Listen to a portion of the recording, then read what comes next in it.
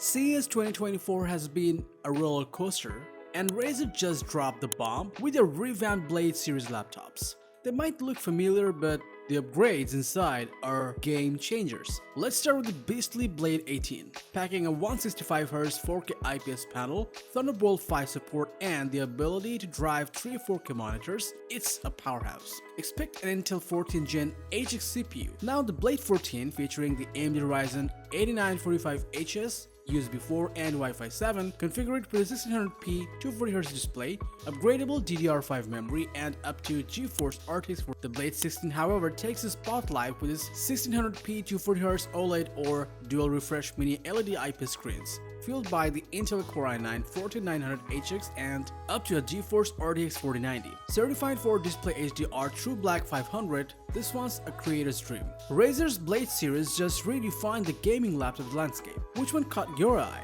Let me know in the comments. For more tech updates and reviews, hit the subscribe button. Thanks for tuning in, and I'll catch you in the next one.